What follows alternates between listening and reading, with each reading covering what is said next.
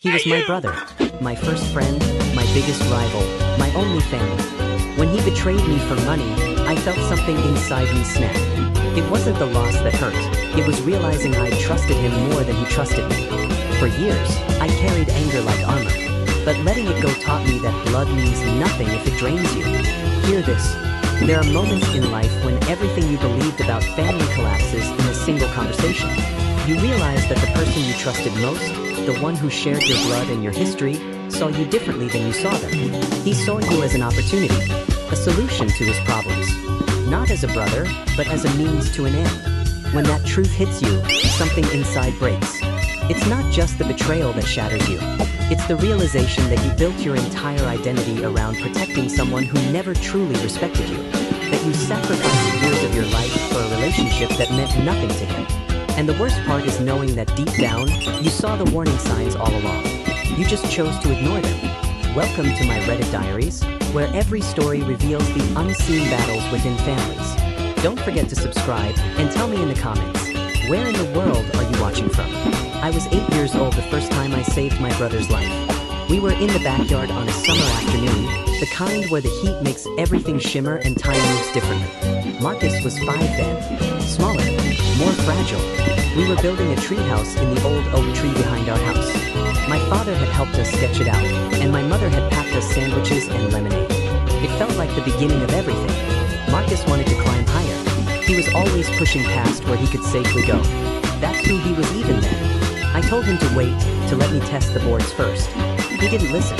He never did. But when he stepped on the third branch, it cracked. I was standing right below him. I didn't think. I just moved. My hands caught him. Both of us went down hard, me on the bottom. The wind knocked out of me. My back bruised for weeks. But Marcus was fine. My mother found us like that, with Marcus crying and me trying to pretend the pain wasn't real. She asked what happened. I told her I fell. Marcus looked at me with these wide eyes, understanding even at 5 that I'd taken the blame for him, that I'd chosen him over myself. And from that moment on, that became the pattern. That became us. 12 years later, I was still doing the same thing. Our parents died 5 years before the story I'm about to tell you. My father had a heart attack. It was sudden, unexpected. One day he was helping me fix our roof, the next day he was gone. My mother followed him 2 years after. Cancer.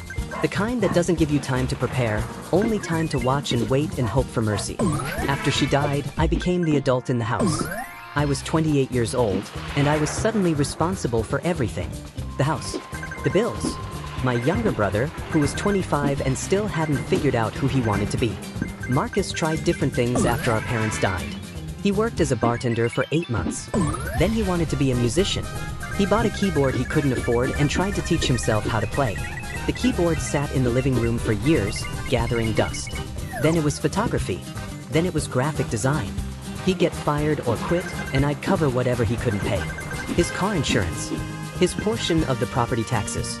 His medical bills when he injured his shoulder at a job he only held for 3 weeks. I wasn't angry about it, not really. He was my brother. I understood he was lost.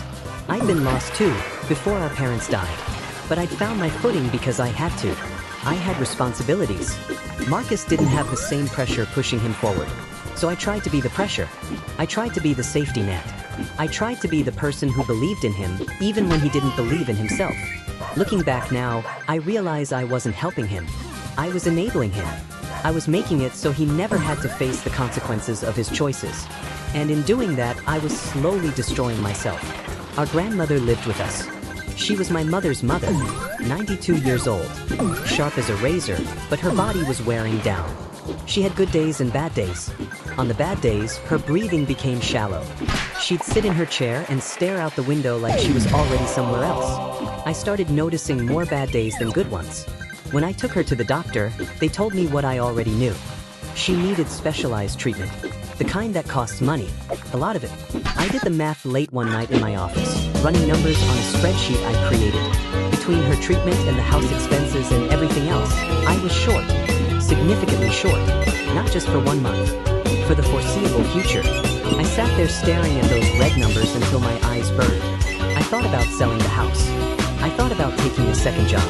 I thought about all the ways I could sacrifice more, work harder, give up more of myself. I was so deep in that panic that I almost didn't hear Marcus knock on the door. He came in looking different. There was something alive in his face I hadn't seen in years. He had energy, purpose. He sat down across from me and he said, "I have an opportunity. Something real. Something that could change everything for us." I didn't believe him at first. I'd heard versions of this speech before, but this time was different. This time he had a plan. He explained it to me with a clarity I'd never heard from him. He'd been talking to some investors. There was a tech startup that was looking for early capital. They'd been thoroughly vetted. The returns were guaranteed. He could get us in on the ground floor. The investment would be $40,000. In 6 months, it could triple, maybe quadruple. I listened to him talk and I felt something I hadn't felt in months. Real hope.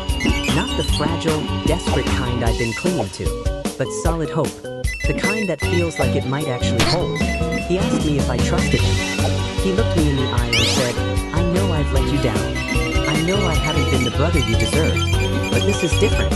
This is me finally being the person you always knew I could be. Do you trust me?" And I said yes. Not because I completely believed in the investment, but because I believed in him. Because I wanted so badly for him to finally get his life together. Because I was desperate. And because he was my brother, and asking me to trust him felt like asking me to breathe. I went to the bank the next day. I took out $40,000. $40,000 that I'd been saving for emergencies. $40,000 that was supposed to be for my grandmother's treatment, for the property taxes, for everything that was holding us together. Marcus hugged me when I handed him the check. He told me I just changed our lives. He told me I was the best brother anyone could ask for. He told me he'd make sure I didn't regret this. 6 weeks passed. I didn't hear from Marcus about the investment. I assumed it was normal. These things take time. The investors probably needed to process the capital, make the transfers, set up the infrastructure. I tried not to think about it. I went to work. I took care of my grandmother. I paid the bills. I waited for good news. Then one night, I came home and Marcus wasn't there. He wasn't at work either. He wasn't answering his phone. He wasn't anywhere. I found him the next morning at our grandmother's house. She was in her room, and Marcus was sitting in the living room with his backpack packed. There was something broken in his expression. Something defeated. I asked him where the money was. He didn't answer. I asked him again, and this time my voice was louder, angrier. He looked at me and he said, "There was no investment." And right there, in that moment, everything I'd built around believing in him collapsed. The treehouse fell. My 8-year-old hands reached out to catch him one more time. But this time, I wasn't fast enough. And this time, I wasn't sure I wanted to be. There was a silence that followed his words. A silence so complete it felt like all the air had been sucked out of the room. I stood there and I didn't move. I didn't speak. I just stared at him, waiting for him to take it back. Waiting for him to laugh and say he was joking. Waiting for any version of this moment where $40,000 hadn't just vanished into thin air. But he didn't take it back. And I understood, in that terrible way you understand when something shatters, that this was real. That my brother had lied to me. That he'd looked me in the eye and constructed an entire fictional reality and asked me to fund it with my life savings. I asked him where the money went. My voice was quiet. That's always how my anger comes. Not loud, not aggressive, but quiet and cold and sharp. He didn't answer. I asked him again, louder this time. He flinched. And then he started talking. He told me about a woman named Sarah. He'd met her at the bar where he used to work. She was older than him. Beautiful. She had this quality about her that made you want to protect her. She told him she was in trouble. Her ex-husband was abusive. He'd been threatening her. He was trying to take her daughter. She needed money to disappear, to start over somewhere he couldn't find her. She needed to leave that day. Marcus fell in love with her, or he thought he did. He was convinced that if he could just help her, if he could save her, then his life would finally have meaning. He'd finally be the hero instead of the burden. So he asked me for the money. He didn't tell me it was for a woman. He didn't tell me there was no investment. He created this entire lie about investors and startups and guaranteed returns. And I believed him because he was my brother and I wanted to believe in him. I asked him what happened to her. He went silent. That silence told me everything. She took the money and she disappeared. She blocked his number. She deleted her social media. She evaporated like she'd never existed. And Marcus had been sitting with that knowledge for weeks, knowing he'd destroyed everything, knowing he couldn't tell me the truth. I felt something break inside me. Not just anger, but a kind of betrayal that went deeper than the money. Because the money was the symptom. The real disease was the lie. It was the fact that my brother had looked at me and decided I wasn't worth the truth. That he'd rather construct an elaborate fiction than face me with reality. I asked him why he didn't tell me. I asked him if there was ever a moment where he thought about coming clean. He said yes. He said he tried to tell me 100 times. But every time he thought about it, he imagined the look of disappointment in my eyes. He imagined being the person who destroyed not just his own life, but mine too. He imagined being even more of a failure than he already was. So he kept quiet. He kept the lie going. I told him I didn't care about his imagination. I told him I cared about the fact that while he was living in that fantasy with Sarah, my grandmother was sitting in the other room wondering if she was going to die before we could afford her treatment. I told him that the money he gave to a stranger was money I needed to keep the roof over our heads. He tried to defend himself. He said he knew it was stupid. He said he was sorry. He said he'd been trying to figure out how to fix it. As if there was any way to fix this. As if time could run backwards and his choices could become different. As if my $40,000 could come back. And then he said something that cut deeper than anything else. He said, "You don't understand what it's like to be me. You have it all figured out. You have your job, your responsibility, your purpose. I don't have any of that. I'm nothing." I remember standing there looking at my younger brother, this person I'd spent my entire adult life trying to save, and I realized something. He'd never asked me to do any of that. I'd chosen to carry him. I'd chosen to sacrifice. I'd chosen to make his failure my responsibility. And he'd let me. He'd accepted every handout, every excuse I'd made for him, every time I'd covered for his mistakes.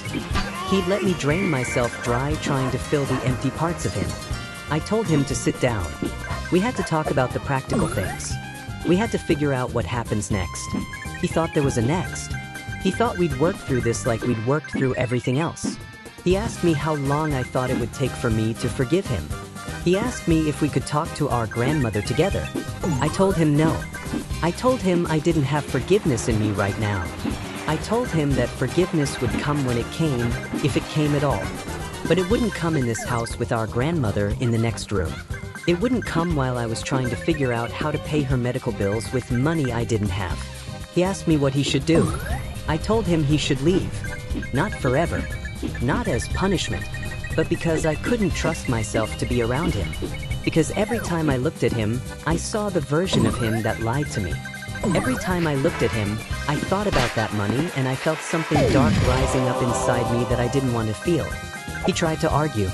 He said he had nowhere to go. He said he was sorry. He said he needed me.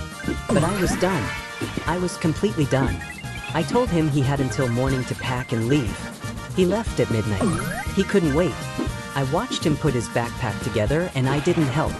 I didn't offer advice. I didn't even walk him to the door. I sat in the living room and I listened to him say goodbye to our grandmother. I heard them talking through the wall. I heard him crying. I heard her voice, soft and steady, telling him something I couldn't quite make out. After he left, I went into her room. She was sitting in her chair by the window, looking out at the dark yard. I asked her what she'd said to him. She told me she told him that anger is like a storm. It comes and it destroys things. But the sun always comes after. She told him that someday, when the sun came, we'd all need to be ready to let the light in. She told him she loved him, but she understood that sometimes love means letting someone face their own choices. I sat with her in silence for a long time.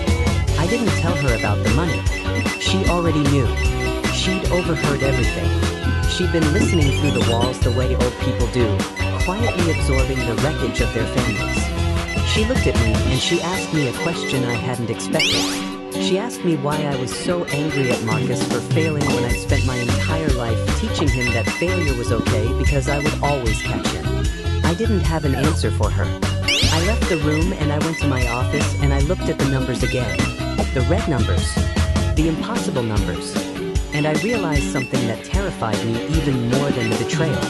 I realized that I built my entire identity around being the person who held everything together, being the one who sacrificed, being the one who was reliable when everyone else was broken. And now that identity was destroyed. Without Marcus to take care of, without that role to play, I didn't know who I was. The money was gone. My brother was gone. My grandmother was sick. And for the first time in my adult life, I had no one to save but myself. And I didn't know if I had the strength to do it. The months that followed were the hardest of my life. Not because of the money, though that was devastating, but because I had to rebuild my sense of self from scratch. I had to figure out who I was when I wasn't sacrificing for someone else. When I wasn't the responsible one holding everything together. I took a second job, nights at a warehouse, loading trucks. During the day I worked my regular job. I came home exhausted and I sat with my grandmother and I helped her with her treatments. I didn't hear from Marcus. I didn't look for him. I existed in the space of anger and confusion and quiet desperation. My grandmother's health improved slightly with the treatment. She was still declining, but slower now. Slower enough that we could breathe. One evening, as I was helping her to bed, she grabbed my hand and she told me something I needed to hear. She told me that when my grandfather was young, he made a terrible choice. He'd invested money that didn't belong to him. He'd lost it all. Her family had suffered because of it. For years, she carried anger like armor. She wore it every day. It protected her from having to feel the deeper pain. But one day she realized that carrying that armor was exhausting. It was destroying her, and her anger hadn't changed what my grandfather had done. It hadn't brought the money back. It had only hurt her. She told me that she'd eventually chosen to release it. Not to forgive him, not immediately, but to stop letting his failure be her burden. She told me that forgiveness and love aren't always the same thing. Sometimes love is knowing when to let someone go. Sometimes love is setting a boundary and standing in it, no matter how much they want you to cross it. I held her hand and I understood what she was telling me. She was telling me that I had a choice. I could spend the rest of my life angry at Marcus, or I could choose to stop carrying his betrayal as my own. She wasn't asking me to forgive him. She was asking me to forgive myself. 9 months after Marcus left, I received a letter. My name was on the envelope in handwriting I recognized. I almost threw it away unopened, but something stopped me. I opened it. The letter was 3 pages long. Marcus had written it many times. He'd torn up versions of it. This was his 100th attempt. He was in a different city now. He'd been working at a restaurant, cooking. A real job with consistency and responsibility. He'd been seeing a therapist. He was trying to rebuild his life, piece by piece, brick by brick. He acknowledged everything. He didn't make excuses. He didn't ask me to understand. He simply told me that he was sorry. Genuinely, completely sorry. He said that he'd stolen from me more than just money. He'd stolen my trust. He'd stolen my peace. He'd stolen the years I spent believing in him while he was wasting himself. But then he said something that made me pause. He wrote that he understood now why he'd done it. He'd been running from his own failures. Every time he couldn't hold a job, every time he couldn't figure out what he wanted, he thought of me. He thought of how I always had answers. How I always knew what to do. How I never failed. And instead of inspiring him, it crushed him. It made him feel small. So when Sarah came along with a problem, with a need, with something where he could finally be the hero, he grabbed it. He'd given her the money knowing it was money he'd taken from me. But in that moment, he didn't care. He just wanted to be somebody other than Marcus the failure. He ended the letter by saying he didn't expect forgiveness. He said he might not deserve it, but he wanted me to know that he was trying. He was working on himself. He was learning what it meant to be responsible. And if someday, years from now, I was ready to have coffee and talk, he'd be there. I read that letter 5 times. The 5th time, I didn't feel anger. I felt tired. I felt sad. I felt like I'd been carrying something too heavy for too long and it was time to put it down. I called him. We talked for 20 minutes. It was awkward and painful and honest. Neither of us said much, but we said enough. I told him I'd gotten his letter. He apologized again. I told him I didn't need him to apologize anymore. I told him I wanted to meet for coffee. We met 2 weeks later at a neutral place. A coffee shop neither of us had been to before. He looked different. Thinner. Like he'd been working hard and not sleeping well. We sat across from each other and there was no magical reconciliation. There was no moment where everything was suddenly okay. But there was a mutual acknowledgement that we were both just trying to survive. Both carrying wounds. Both deserving of peace. I told him about the second job. He told me about his job at the restaurant. We talked about our grandmother. We didn't talk about the money or Sarah or anything that happened. We just sat with each other like 2 people who had shared a history but weren't sure if they still shared a future. When we left, we didn't hug. We didn't make promises. But I gave him my number and I told him he could call sometimes. Not to apologize. Not to ask for anything. just to talk, just to be brothers in whatever form that took now. That night, sitting in my apartment, I realized something fundamental. I had spent years believing that family betrayal was the worst kind of pain because blood was supposed to mean something sacred. Blood was supposed to be thicker than water. It was supposed to be permanent and unbreakable and eternal. But what I learned is that blood means nothing if it drains you. Blood doesn't make you family. Love makes you family.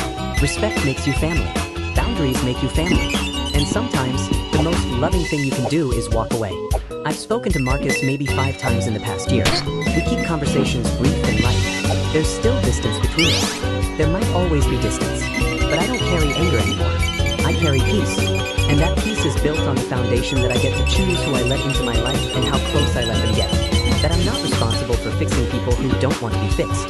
That I'm allowed to have boundaries without feeling guilty. I built my identity around being someone's savior. And that identity was a prison. Now I'm building an identity around being my own hero. Around taking care of myself the way I took care of everyone else. My grandmother recovered enough to move into assisted living. She's 95 now and she talks to me about letting things go. She talks about how much lighter she felt when she stopped carrying other people's burdens. What I want you to understand is this. Family doesn't owe you loyalty just because you share DNA. Love doesn't guarantee safety. And sometimes, the most powerful thing you can do is acknowledge that the person you loved wasn't who you thought they were, and that's okay. That doesn't erase the good memories. It just means you see them more clearly now. You see that the love was real, but it wasn't enough. That 2 people can care about each other and still be wrong for each other. That blood isn't always thicker than peace of mind. If you've been through something like this, if you've been betrayed by someone close to you, I want you to know that your anger is valid. Your hurt is real. But don't let it become your identity. Don't let it consume you the way it almost consumed me. Find your way to peace, whatever that looks like. And remember that peace doesn't always look like forgiveness. Sometimes peace just looks like letting go. Thank you for listening to my story. If this resonated with you, please like this video. Subscribe to my Reddit diaries for more stories about the unseen battles within families. And please, tell me in the comments your own story. Have you ever had to let go of someone you loved? How did you find peace?